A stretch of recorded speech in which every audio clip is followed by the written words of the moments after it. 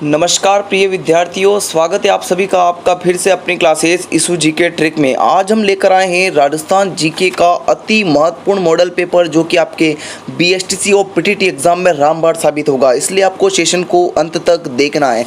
यह सेशन अगर आपने देख लिया तो आपके बहुत सारे क्वेश्चन क्लियर हो जाएंगे और यहाँ से 100% 5 से 7 क्वेश्चन आपके टपकेंगे, इसलिए आपको सेशन को अंत तक देखना। चलिए, पहला क्वेश्चन है आपका 1793 ईस्वी में राजा बख्तावर सिंह द्वारा निर्मित कौन सा भवन अब जिला कलेक्ट्रेट हाउसिंग सरकारी कार्यालय है? बताइए इसका राइट आंसर। भानगढ़ या फिर पहाड़ी किला कैसरोली या अलवर सिटी पैलेस या मूसी महारानी की छतरी? बताइए इसका राइट आंसर क्या हो जाएगा? तो हो जाएगा आपका right answer Alwar city palace को जो है अब जिला कलेक्टर हाउसिंग कार्यालय बना दिया गया है। तो ऑप्शन नंबर सी आपका बिल्कुल सही रहेगा, है ना। मूसी महारानी की छतरी कहाँ पर है? ये भी आपके कहाँ पर है? अलवर में स्थित है। कहाँ पर है? अलवर में स्थित है। 80 खंभों की छतरी है। पूछ सकते हैं आपके 80 खंभों की छतरी कहाँ पर स्थित है? तो वो आपके कहाँ पर? अलवर में स्थित है, मूसी महारानी की छतरी। चलिए आगे बढ़ते हैं नेक्स्ट क्वेश्चन की ओर। सारे क्वेश्चन का आंसर आपको कमेंट बॉक्स में देना है, अंत में बताने हैं आपके इतने क्वेश्चन सही हुए।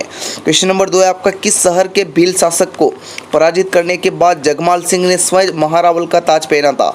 बताइए इसका राइट आंसर। महारावल, इस पॉइंट को आप नोट करें। कहाँ के शासक को महारावल कहा जाता है? बताइए टोंक, कोटा, बांसवाड़ा या फिर डूंगरपुर? बताइए इसका राइट आंसर क्या हो जाएगा? तो ऑप्शन नंबर सी हो जाएगा, बांसवाड़ा। ऑप्शन नंबर सी बताने वाले सभी भाई बहन करेक्ट होंगे। चलिए नेक्स्ट क्वेश्चन की ओर बढ़ेंगे। चलिए क्वेश्चन नंबर 3 है आपके स्क्रीन के सामने कि मुगल सम्राट बाबर ने किस वर्ष खानवा में राणा सांगा और राजपूत शासकों को हराया था? 1527, 1432, 1556 या 1623? बताइए खानवा का युद्ध कब हुआ था राणा सांगा और राजपूत शासकों के मध्य? ये हुआ था आपके 16 मार्च 1527 को। 16 मार्च 1527 को हुआ था और इसमें मुगलों की विजय हुई थी। किसकी? मुगलों की ही विजय हुई थी। तो आपका right answer option number A हो जाएगा। चलिए आगे बढ़ते हैं अगले क्वेश्चन की ओर। चलिए क्वेश्चन नंबर 4 है आपका कि उस स्मारक का नाम बताएं जिसे 1198 ईस्वी में सुल्तान गोरी ने एक मस्जिद के रूप में परिवर्तित करवाया था? बताइए राइट आंसर क्वेश्चन नंबर 4 का। अजमेर शरीफ दरगाह, 2.5 दिन का झोपड़ा, जामा मस्जिद या शाहबाद की शाही जामा मस्जिद? देखो यहाँ पर क्वेश्चन बहुत ही महत्वपूर्ण और हार्ड लाए जाते हैं, सरल प्रश्न से आपको खुश नहीं किया जाता है। तो आपका राइट आंसर बी हो जाएगा, 2.5 दिन का झोपड़ा। गोरी के अनुसार कुतुबुद्दीन ऐबक ने संस्कृत पाठशाला, है ना, संस्कृत पाठशाला, और ये कहाँ पर है? अजमेर में। संस्कृत पाठशाला और आसपास के जितने भी मंदिर है उनको तुलवा कर यहाँ पर 2.5 दिन झोपड़े का निर्माण करवा दिया था।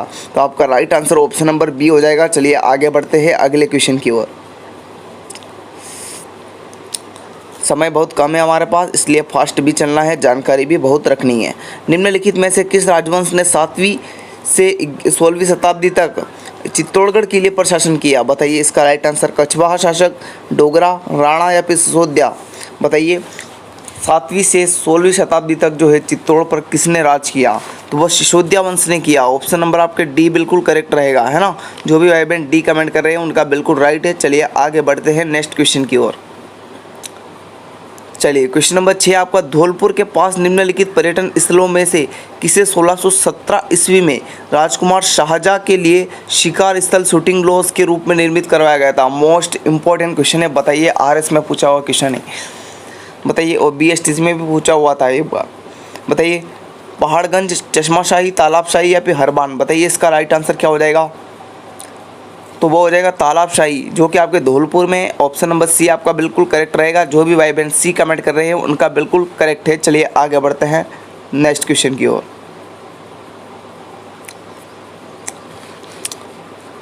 चलिए क्वेश्चन नंबर 7 है आपका, वर्ष 1939 में करौली प्रजामंडल की स्थापना किसने की थी? बताइए इसका राइट आंसर। 1939 में करौली प्रजामंडल की स्थापना ठाकुर पूरण सिंह, हुक्मचंद, त्रिलोकचंद माथुर या फिर नारायण सिंह? बताइए। तो देखो करौली से आपको याद रखना है, करौली में आपके त्रिकुट पर्वत स्थित है ना। कौन सा पर्वत स्थित है? त्रिकुट पर्वत, जिसके सामने आपके केला देवी मंदिर स्थित है ना।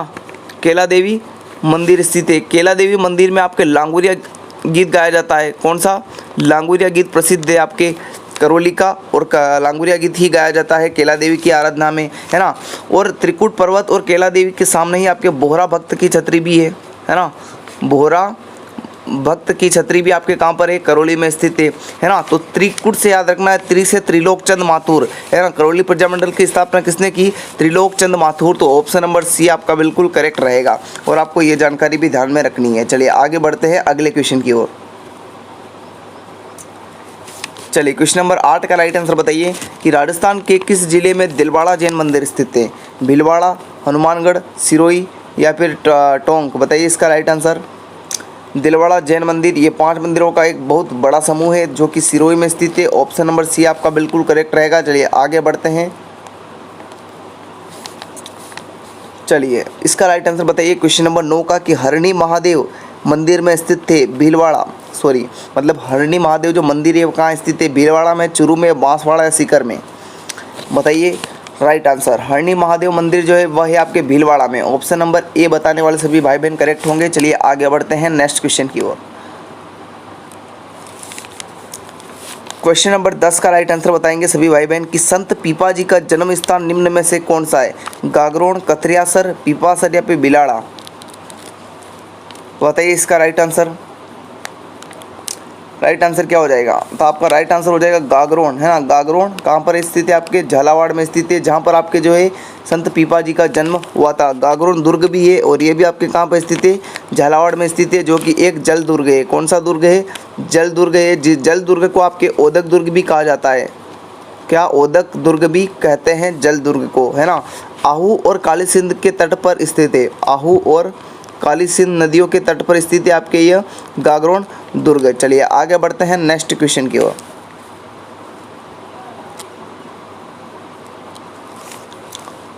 चलिए क्वेश्चन नंबर 11 आपका आर्थिक सर्वेक्षण के अनुसार राजस्थान में नहरों से कुल सिंचित क्षेत्र कितना है। 30.9%, 28.29%, 32.8% या 36.23%, बताइए इसका राइट आंसर क्या हो जाएगा। तो आपका राइट आंसर हो जाएगा ऑप्शन नंबर सी, है ना। 32.8% जो क्षेत्र है वो आपके जो है नहरों के माध्यम से राजस्थान में सिंचाई होती है और सर्वाधिक नहरों से सिंचाई जो होती है वह मरुस्थलीय इलाके में होती है और सर्वाधिक योगदान जो है नहरों में वो आपके इंदिरा गांधी नहर का है ना। चलिए आगे बढ़ते हैं नेक्स्ट क्वेश्चन की ओर। क्वेश्चन नंबर 12 है राजस्थान राज्य की भरतपुर नहर का निर्माण कब किया गया, है ना। भरतपुर नहर का निर्माण कब किया गया, वर्ष 1975, 1964 या 1970 या 1962 में। तो भरतपुर नरेश द्वारा 1906 में इसका कार्य प्रारंभ करके 1964, है ना, 1963 और 64 में जाके इसका कार्य पूर्ण हुआ था। तो आपका right answer option number B हो जाएगा। बी बताने वाले सभी भाई बहन करेक्ट होंगे, है ना। चलिए आगे बढ़ते हैं नेक्स्ट क्वेश्चन की ओर। क्वेश्चन नंबर 13 है आप सभी का कि राजस्थान में चूलिया जलप्रपात किस नदी पर स्थित है, बताइए इसका राइट आंसर। माही नदी पर, लूनी नदी पर, चंबल नदी पर या सोम नदी पर, करेक्ट आंसर बताइए भाई बहन। कि चूलिया जलप्रपात आपके चंबल नदी पर स्थित है और राजस्थान का सबसे ऊंचा जलप्रपात है ना। राजस्थान का सबसे ऊंचा जलप्रपात कौन सा है, चूलिया जलप्रपात। और कहाँ पर स्थित है, बेसरोड़गढ़ में, है ना। चित्तौड़गढ़ के बेसरोड़गढ़ में स्थित है चूलिया जलप्रपात, चंबल नदी पर बना है और इसकी ऊंचाई अगर पूछे तो आपकी है 18 मीटर। कितनी है, 18 मीटर। और 18 का उल्टा करते हैं तो होता है 81 मीटर। 81 मीटर किसकी ऊंचाई है, तो वह जाखम बांध की है। किसकी, जाखम बांध की, जो कि राजस्थान का सबसे ऊंचा बांध है ना। राजस्थान का सबसे ऊंचा बांध कौन सा है, जाखम बांध, जिसकी ऊंचाई कितनी है 81 मीटर। 81 का उल्टा 18 मीटर। 18 मीटर क्या है, चूलिया जलप्रपात है। राजस्थान का सबसे ऊंचा जलप्रपात चंबल नदी पर बना है बेसरोड़गढ़ में। चलिए आगे बढ़ते हैं नेक्स्ट क्वेश्चन की ओर। क्वेश्चन नंबर 14 है आपका किस अभ्यारण्य में प्रसिद्ध धार्मिक स्थल है, बताइए इसका राइट आंसर। धार्मिक स्थल कहाँ पर है, घना केवलादेव, रणथंभौर, सरिस्का या फिर घना मृग अभ्यारण्य, बताइए इसका राइट आंसर। तो आपका राइट आंसर हो जाएगा रणथंभौर, है ना। रणथंभौर अभ्यारण्य में, है ना। वहाँ पर आपके जो है धार्मिक स्थल स्थित है। त्रिनेत्र गणेश मंदिर स्थित है आपके रणथंभौर में, है ना। और ये कहाँ पर है, आपके सवाई माधोपुर में। कहाँ पर है, सवाई माधोपुर में, है ना। और केवला देवी घना पक्षी भी ये आपके भरतपुर में। कहाँ पर है, भरतपुर में। सरिस्का अभ्यारण्य आपके राजस्थान का सबसे छोटा वन्यजीव अभ्यारण्य है जो कि आपके स्थित है अलवर में, है ना। और मृग अभ्यारण्य, कृष्ण मृग अभ्यारण्य ये आपके स्थित है कहाँ पर है, ये आपके है चूरू में, है ना। चलिए आगे बढ़ते हैं अगले क्वेश्चन की ओर।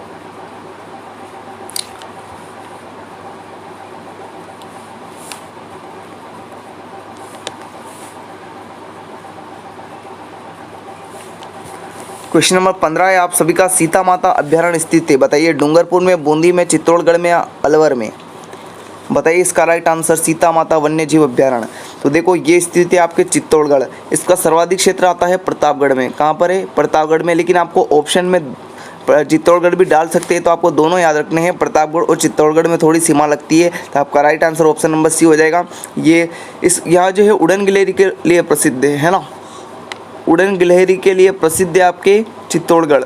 थेवा कला के लिए प्रसिद्ध है आपके प्रतापगढ़, थेवा कला के लिए प्रसिद्ध है प्रतापगढ़, है ना। जानागढ़ दुर्ग है प्रतापगढ़ में, जानागढ़ दुर्ग है प्रतापगढ़ में। जाखम बांध है प्रतापगढ़ में, जाखम परियोजना है प्रतापगढ़ में, है ना। गोतमेश्वर मेला बढ़ता है प्रतापगढ़ की अरनोद तहसील में, जिन्हें बोरिया बाबा के नाम से भी कहा जाता है। चलिए आगे बढ़ते हैं नेक्स्ट क्वेश्चन की ओर। क्वेश्चन नंबर 16 आपका, कि राजस्थान का जलप्रपात है शिव समुद्रम, जोग प्रपात, धुआंधार या फिर मैनाल। बताइए राजस्थान का जलप्रपात कौन सा है इनमें से। तो आपका राइट आंसर हो जाएगा ऑप्शन नंबर डी, मैनाल जलप्रपात, जो कि आपके कहाँ पर है? भीलवाड़ा में। और धुआंधार जलप्रपात ये नर्मदा नदी पर बना है ना, नर्मदा नदी पर है धुआंधार जलप्रपात। ये भी आपके पीटीटी एग्जाम में पूछा जा सकता है। चलिए आगे बढ़ते हैं अगले क्वेश्चन की ओर। क्वेश्चन नंबर 17 है आपका, राजस्थान में स्थित राष्ट्रीय पक्षी उद्यान नाम है केवलादेव, रणथंभौर, सरिस्का या फिर दर्रा। बताइए इसका राइट आंसर। राष्ट्रीय पक्षी उद्यान कौन सा है? केवलादेवी घना पक्षी अभ्यारण्य, और ये कहाँ पर है? आपके भरतपुर में स्थित है। चलिए आगे बढ़ते हैं नेक्स्ट क्वेश्चन की ओर।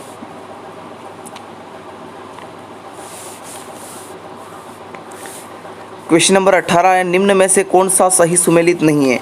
रणथंभौर वन्य जीव अभ्यारण्य सवाई माधोपुर में स्थित है, बिल्कुल करेक्ट है। केवलादेवी घना पक्षी राष्ट्रीय उद्यान आपके भरतपुर में स्थित है, ये भी बिल्कुल आपके सही है ना। राष्ट्रीय मरु उद्यान बाड़मेर में, और सरिस्का वन्य जीव अभ्यारण्य अलवर में स्थित है। आपका right answer option number C हो जाएगा। राष्ट्रीय मरु उद्यान जो है राजस्थान का सबसे बड़ा उद्यान है, जो कि आपके बाड़मेर में ना होकर के कहाँ पर है? जैसलमेर में स्थित है। कहाँ पर स्थित है? जैसलमेर में स्थित है। चलिए आगे बढ़ते हैं अगले क्वेश्चन की ओर। क्वेश्चन नंबर 19 है आपका, दर्रा राष्ट्रीय उद्यान कहाँ पर स्थित है? सिरोही में, चूरू में, बांसवाड़ा में, फिर कोटा में। बताइए इसका राइट आंसर क्या हो जाएगा? दर्रा राष्ट्रीय उद्यान स्थित है आपके कोटा में। ऑप्शन नंबर डी आपका बिल्कुल करेक्ट रहेगा। चलिए आगे बढ़ते हैं अगले क्वेश्चन की ओर।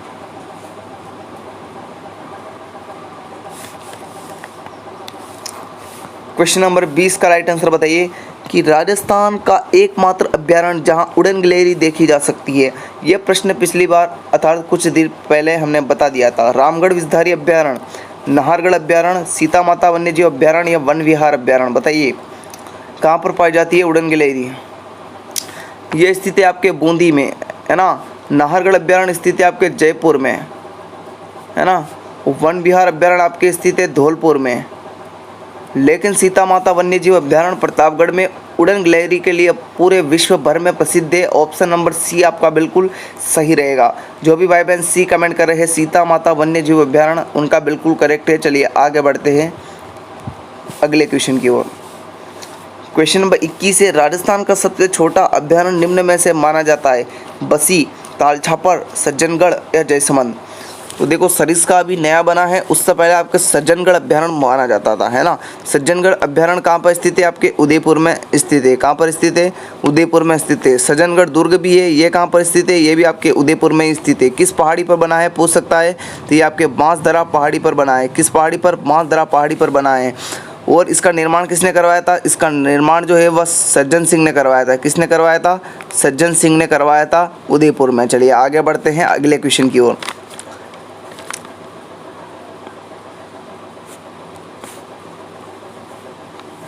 चलिए क्वेश्चन नंबर 22 का राइट आंसर बताइए, राजस्थान के किस एक जिले में राष्ट्रीय चंबल घड़ियाल अभ्यारण्य का विस्तार नहीं है? झालावाड़, करौली, धौलपुर या फिर बूंदी। बताइए इसका राइट आंसर। क्वेश्चन नंबर 22, राष्ट्रीय चंबल ये करौली में है, धौलपुर में है, बूंदी में है, लेकिन झालावाड़ में नहीं है। ऑप्शन नंबर आपके ए बताने वाले सभी भाई बहन करेक्ट होंगे। चलिए आगे बढ़ते हैं नेक्स्ट क्वेश्चन की ओर।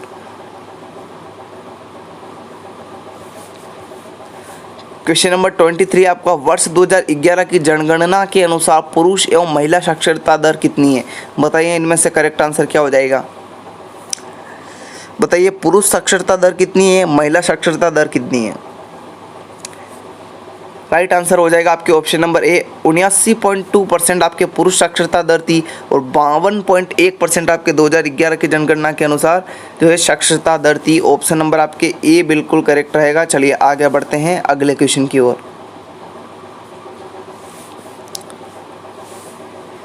चलिए क्वेश्चन नंबर 24 है कि राज्य की समस्त संवैधानिक कार्यपालिका शक्तियाँ किसमें अंतर्निहित है? राष्ट्रपति में, राज्यपाल में, मंत्रिपरिषद में या इनमें से कोई नहीं? बताइए इसका राइट आंसर क्वेश्चन नंबर 24। अब आपके जो है राजनीति के क्वेश्चन आने वाले हैं, बताइए इसका राइट आंसर। मैंने कहा है ना कि इसमें राजस्थान के भूगोल, राजस्थान की कला संस्कृति, इतिहास सब कुछ शामिल है। तो आपका राइट आंसर हो जाएगा राज्यपाल, है ना। ऑप्शन नंबर आपके संवैधानिक कार्यपालिका, हाँ, तो आपका right answer option number B हो जाएगा राज्यपाल, है ना। चलिए आगे बढ़ते हैं नेक्स्ट क्वेश्चन की ओर। अंत में आपको बताने हैं इतने क्वेश्चन आपके सही हुए। क्वेश्चन नंबर 25 कि राज्य लोक सेवा आयोग के अध्यक्ष की नियुक्ति कौन करता है? अर्थात आरपीएससी की जो नियुक्ति करता है वो कौन करता है? मुख्यमंत्री, राष्ट्रपति, राज्यपाल या फिर मंत्रिपरिषद?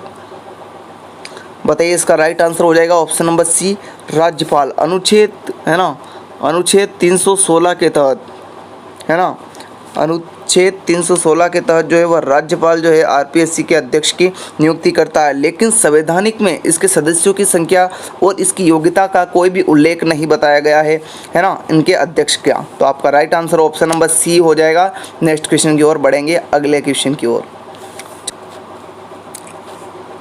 चलिए क्वेश्चन नंबर आपका 26 है, संविधान के किस अनुच्छेद के अंतर्गत राज्यपाल को न्यायिक शक्तियाँ प्राप्त है?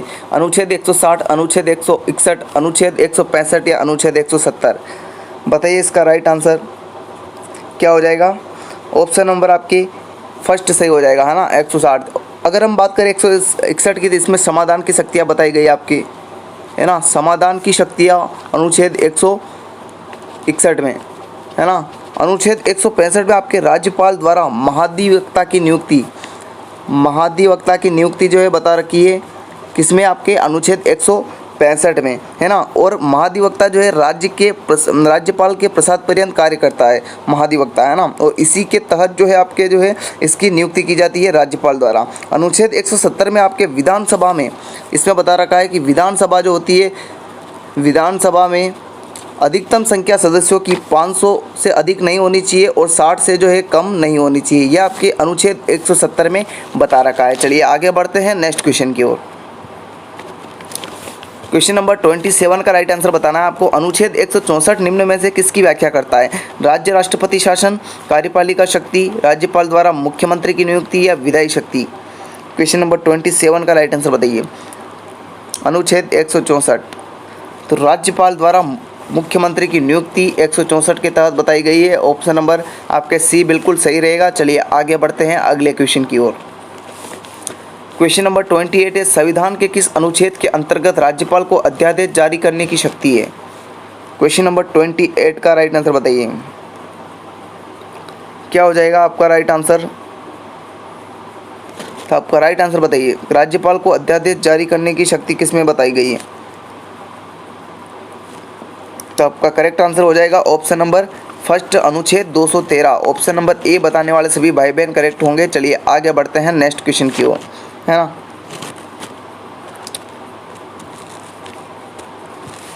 चलिए क्वेश्चन नंबर 29 का राइट आंसर बताइए कि राज्यपाल को प्रतिमाह वेतन कितना प्राप्त होता है? 2.5 लाख, 3.5 लाख, 4 लाख है, फिर इनमें से कोई नहीं? बताइए इसका राइट आंसर।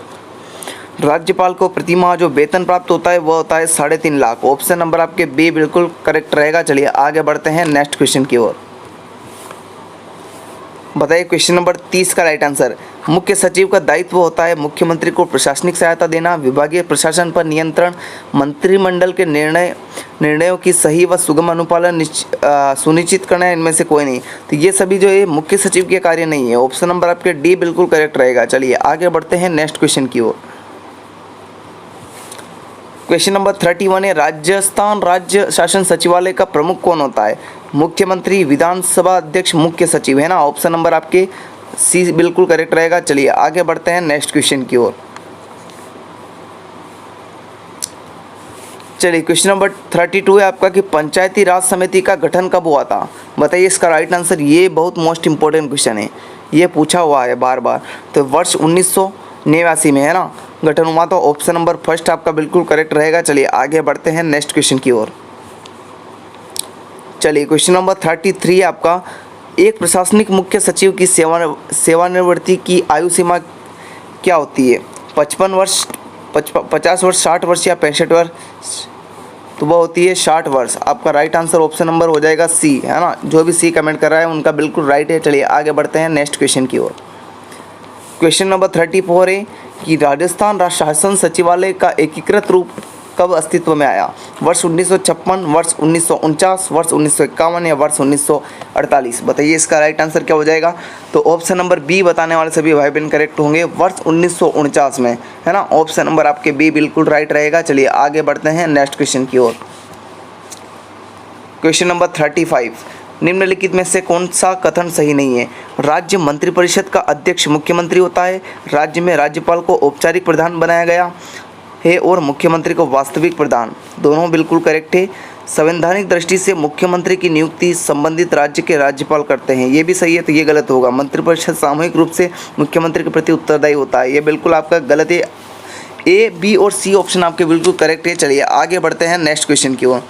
डी आपका बिल्कुल राइट है। चलिए आगे बढ़ते हैं क्वेश्चन नंबर 36, इसका राइट आंसर बताइए कि निम्नलिखित में से राजस्थान की सबसे लंबी नदी कौन सी है। लूनी नदी, चंबल नदी, माही नदी या फिर घग्गर नदी। बताइए इसका राइट आंसर। तो आपका राइट आंसर हो जाएगा ऑप्शन नंबर बी, चंबल नदी राजस्थान की सबसे लंबी नदी है ना। राजस्थान की सबसे लंबी नदी जो पूछे तो वह है चंबल नदी, है ना। इसे राजस्थान की कामधेनु भी कहा जाता है, और ये आपके पूछा हुआ है। राजस्थान की कामधेनु भी कहा जाता है ना। अगर हम बात करें चंबल नदी की, तो चंबल नदी पर जो है कुल 4 बांध बने हुए हैं, है ना। कुल 4 बांध बने हुए हैं। अगर हम बात करें चंबल नदी की, चंबल नदी पर ही आपके चूलिया जलप्रपात बना हुआ है, अभी हमने पिछली बार बताया था। पूर्ण रूप से यदि पूछे कि राजस्थान की सबसे लंबी नदी, तो वह आपके बनास नदी है। कौन सी नदी है। बनास नदी जो है पूर्ण रूप से राजस्थान की सबसे लंबी नदी है। लेकिन केवल आपको ऐसे पूछे कि राजस्थान की सबसे लंबी नदी, तो वह आपके चंबल नदी है। चलिए आगे बढ़ते हैं नेक्स्ट क्वेश्चन की ओर।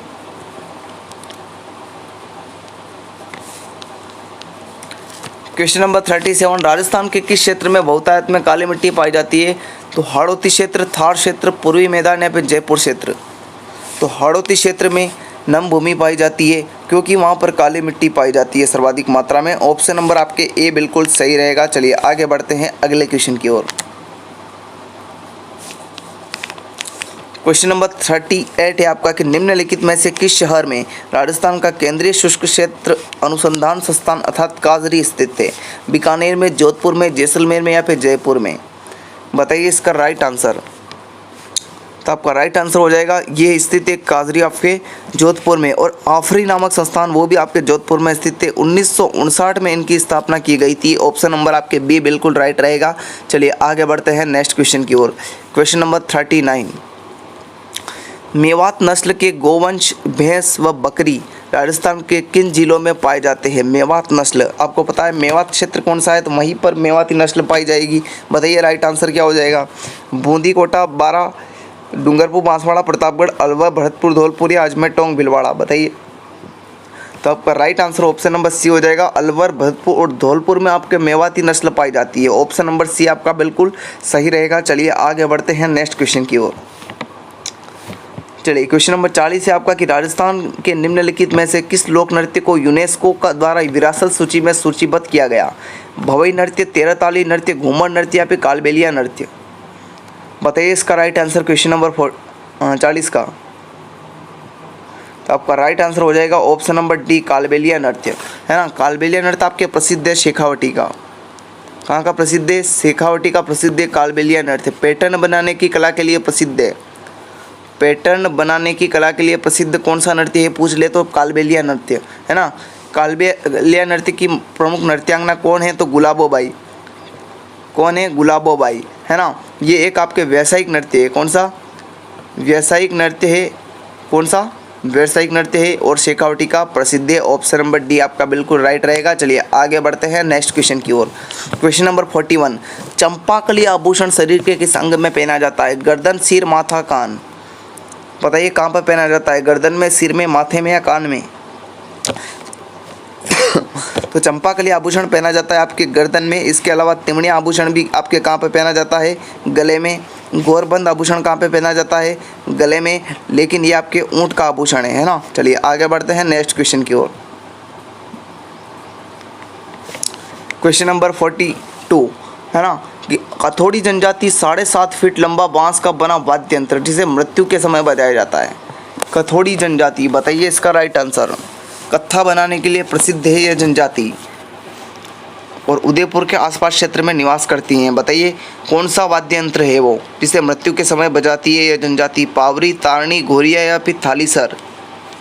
तो वह पावरी आभूषण है। कौन सा है? पावरी आभूषण। आपको याद रखना है कौन सा आभूषण है? पावरी आभूषण। ऑप्शन नंबर ए आपका बिल्कुल राइट रहेगा। चलिए आगे बढ़ते हैं नेक्स्ट क्वेश्चन की ओर। क्वेश्चन नंबर 43 आपका कि गोडवानी बोली किस क्षेत्र में से संबंधित है? पाली जिले के दक्षिणी भाग, डूंगरपुर, बांसवाड़ा, मेवाड़ के ग्रामीण क्षेत्र या फिर कोटा संभाग? तो आपका राइट आंसर हो जाएगा पाली के दक्षिणी क्षेत्र में जो गोडवाड़ी बोली बोली जाती है। डूंगरपुर और बांसवाड़ा में आपके वागड़ बोली बोली जाती है। कौन सी?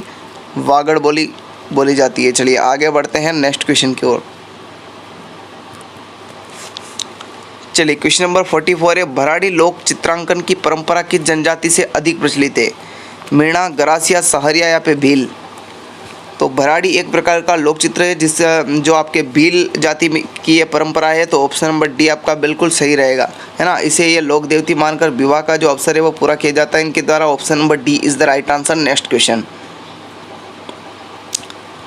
चलिए क्वेश्चन नंबर 45 है आपका मारवाड़ में दामनी क्या था? ओढ़नी का एक प्रकार है, कलात्मक जूतियाँ है, एक राजस्व करे या सिंचाई करने का एक औजार है। मारवाड़ में दामनी क्या है? तो दामनी एक ओढ़नी का एक प्रकार है। क्या है? ओढ़नी का एक प्रकार है। चलिए आगे बढ़ते हैं। इसके अलावा ओढ़नी के प्रकार देखो, केरी भात की ओढ़नी है ना, केरी भात की ओढ़नी ये आपके आदिवासी महिला पहनती है ना। और इसके अलावा जो है तारा भात की ओढ़नी ये भी आपके आदिवासी महिला पहनती है। तारा भात की ओढ़नी, ये दोनों क्वेश्चन पूछे जाते हैं कई बार, इसलिए आपको ध्यान में रखने हैं। चलिए आगे बढ़ते हैं। क्वेश्चन नंबर 46 है आपका कि ब्रीचेस वस्त्र है पुरुषों के कमर के नीचे का वस्त्र, महिलाओं का घाघरा, महिलाओं की ओढ़नी या महिलाओं के गले का आभूषण? बताइए ब्रीचेस क्या वस्त्र क्या है? तो ये पुरुष का जो कमर है उनके नीचे का जो वस्त्र है वह ब्रीचेस कहलाता है। ऑप्शन नंबर ए आपका बिल्कुल राइट रहेगा। चलिए आगे बढ़ते हैं नेक्स्ट क्वेश्चन की ओर। चलिए 47 नंबर आपका क्वेश्चन है कि कूचामणि ख्याल से संबंधित कौन सा कथन सही नहीं है? कूचामणि ख्याल के प्रवर्तक लच्छीराम जी है, बिल्कुल करेक्ट है भाई। इनमें से पुरुष पात्र ही स्त्री चरित्र का अभिनय करते हैं, यह भी बिल्कुल राइट है। इसके कलाकार चेतराम, हमीद बेग और ताराचंद प्रमुख है, बिल्कुल करेक्ट है। इनके नर्तक ही गाना गाते हैं, ये तो 100% गलत है ना। तो ऑप्शन नंबर डी आपका बिल्कुल राइट रहेगा। चलिए आगे बढ़ते हैं। क्वेश्चन नंबर 48 हारी भावरी कृषि का रूप किस जनजाति में प्रचलित है? भील, गरासिया या फिर सहरिया या फिर कंजर जनजाति? तो आपका राइट आंसर हो जाएगा गरासिया जनजाति में हारी भावरी कृषि की परंपरा है। ऑप्शन नंबर आपके बी बिल्कुल सही रहेगा। गरासिया जनजाति जो है कहाँ पर निवास करती है पूछ ले तो वह कहाँ पर है? सिरोही में। राजस्थान की तीसरी सबसे बड़ी जनजाति है। पहली आपके भील है, पहली आपके मीणा है, दूसरी आपके भील है और तीसरी आपके गरासिया है ना। इनका प्रमुख अगर हम नृत्य की बात करें तो वह कौन सा है? वालरा है ना, वालरा। और ये जो है बिना वाद्य यंत्र के किया जाने वाला लोक नृत्य है कौन सा? वालरा। तो आपके ऑप्शन नंबर बी बिल्कुल करेक्ट रहेगा, गरासिया जनजाति। चलिए आगे बढ़ते हैं नेक्स्ट क्वेश्चन की ओर। लोक नृत्य बहुत ही ट्रिकी से हमने आपको पढ़ा दिया है, सारे लोक नृत्य क्लियर हो जाएंगे। इसका पिछला वीडियो जो है हमने लोक नृत्य का ही डाला था, जाकर ज़रूर देख ले। क्वेश्चन नंबर 49 है, क्वेश्चन तो 100% आएगा। राजस्थान के उमर फारूक मेवाती का संबंध किस क्षेत्र से था? पर्यावरण, संगीत, खेल या फिर चिकित्सा विज्ञान? तो इनका संबंध संगीत से है। ऑप्शन नंबर आपके बी बिल्कुल राइट है। चलिए आगे बढ़ते हैं नेक्स्ट क्वेश्चन की ओर। क्वेश्चन नंबर 50 है आपका कि गर्मियों के समय भारत के महान मरुस्थल में चलने वाली गर्म हवा क्या कहलाती है? लू, खेजड़ी, सुखवे या कारूबुरान? बताइए इसका राइट आंसर। तो वह कहलाती है लू। अभी चल रही है ना, गर्मी कितनी पड़ रही है तो लू चल रही है ना। गाड़ी पे चलते तो भी नहीं चल पाते हैं, गर्म गर्म हवा आती है तो वही तो लू है। तो गर्मियों में जो लू चलती है है ना, गर्म हवा चलती है उसे ही लू कहते हैं। तो ऑप्शन नंबर आपके ए बिल्कुल करेक्ट है। कुल क्वेश्चन थे 50। बताइए आपका ये हूबहू मॉडल पेपर था। इनमें से जिनके भी 40 प्लस सही हो रहे हैं उनको एग्ज़ाम में कोई नहीं रोक सकता, क्योंकि ऐसे ही क्वेश्चन मतलब पूछे जाते हैं एग्जाम में। हार्ड क्वेश्चन, सरल नहीं पूछे जाते। कोई यदि आपको सरल क्वेश्चन करा के खुश कर रहा है तो ऐसे नहीं आते हैं, ऐसे ही क्वेश्चन आते हैं। अगर इस मॉडल पेपर में जिसके भी 40 प्लस सही हो रहे हैं, एक बार कमेंट करके सभी को बताना है, तो आपका 100% सिलेक्शन श्योर है। 40 प्रश्न तो आपके सही हो जाएंगे, तो 40 × 3 करेंगे तो 120 नंबर तो आपके राजस्थान जीके के ही हो जाएंगे, है ना। तो चलिए जाते हैं। अब इसकी PDF अगर आपको चाहिए तो यहाँ पे मिलेगी 785, 1035, 600। और आपको जो है डिस्क्रिप्शन में लिंक दे रखी है व्हाट्सअप की, वहाँ से आप जुड़ सकते हैं ग्रुप से, है ना। चलिए चलते हैं। सेशन को लाइक और चैनल पर पहली बार हो तो सब्सक्राइब ज़रूर कर देना। Thank you.